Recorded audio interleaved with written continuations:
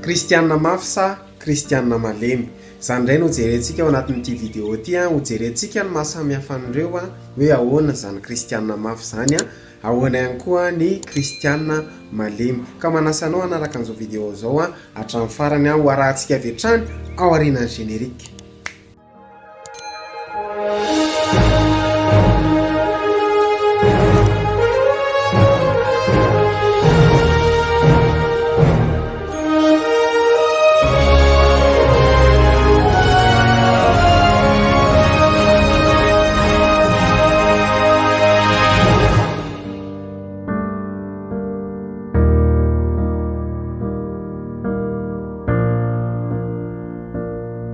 Defa miarabantsika indray tonga sao mahatsara ao anatin'ity vidéo vaovao ity ka ho jerentsika hoe ahoana zany Kristianina mafy zany ahoana ny Kristianina malemy satria hoy ny Baiboly ato amin'ny Efesianina 5 teny 9:40 dia mivaky toy izao amin'ny anaran'i Jesosy ka raha roto ny andro azo anaova-tsoa fa ratsy zao fiainana zao.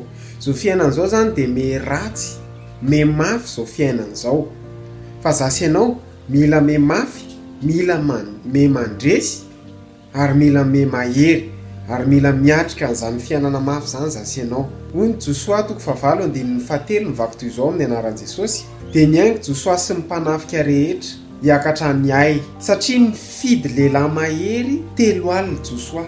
Nifidy inona hoy ny Josoa? Nifidy lehilahy mahery niainga amin'ny mpanafika. Inona niainga? Niaingo Josoa sy ny mpanafika. Iza le mpanafika? Lehilahy mahery. Tsy mifidy lehilahy kamo Josoa, tsy mifidy kamolahy zany fa lehilahy mahery ihany no nifidiny Josoa satria ny lehilahy mahery no afaka hiady, ny lehilahy mahery ihany no afaka hiatrika ny fahavalo, ny lehilahy mahery ihany no afaka hanafika ny fahavalo. Raha tsy zany dia ho tafian'ny fahavalo indray fa ny lehilahy mahery ihany no afaka hibata fandreseny. Inona ary no mahasamihafa ny Kristianina mafy sy ny Kristianina malemy? Ny Kristianina mafy dia tsy atahorana hiveron-dala amin'izany. Ny Kristianina mafy tsy atahorana metsiny an'Andriamanitra na ao anatin'izao fotoana mafy zao ary na ara-toe-karena na ara-pahasalamana. Tena mandalo zao ny firenentsika ary maro ny olona ao anatin'ny tsy fahasalamana amin'izao fotoana zao fa ny Kristianina mafy tsy atahorana ny metsiny an'Andriamanitra zany. Ny Kristianina mafy tsy atahorana anohatra an'Andriamanitra ary ny Kristianina mafy tsy atahorana ho kivy amin'ny fiainana zany. Ninina zavatra mitranga dia me mafy ny fijoroany ara-panahy. Lasa Kristianina tsy azo azera, Kristianina tsy azo ampitahorana. Betsaka zao ny zavatra mampiororo ary betsaka ny olona mora miororo ary mora matahotra.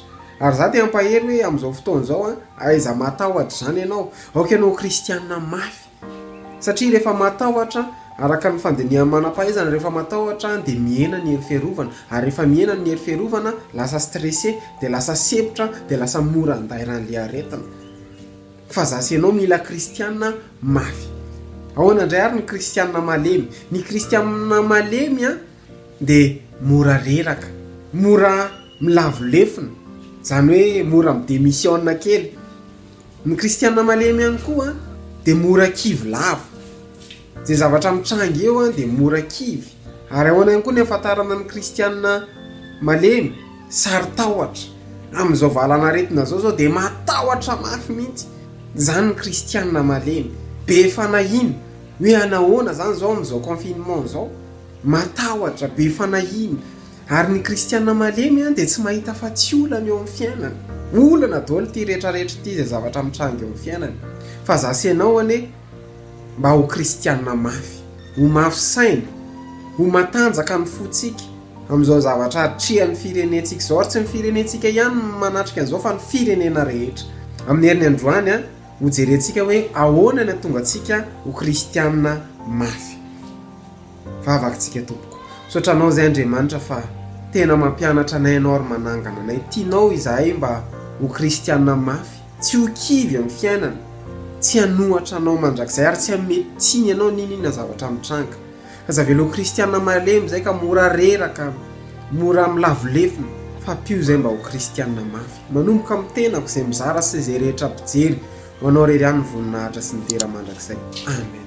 dia misaotra anao nanaraka ny vidéo hatramin'ny farany dia raha nafinaritra anao ny vidéo dia manasa anao like sy izaran'izany any amin'ny groupe misy anao dia misaotra antsika rehetra mpanaraka voninahitra ao an'Andriamanitra rery any dia manome fotoana antsika amin'ny henany toy izao indray dia aloha matompoko.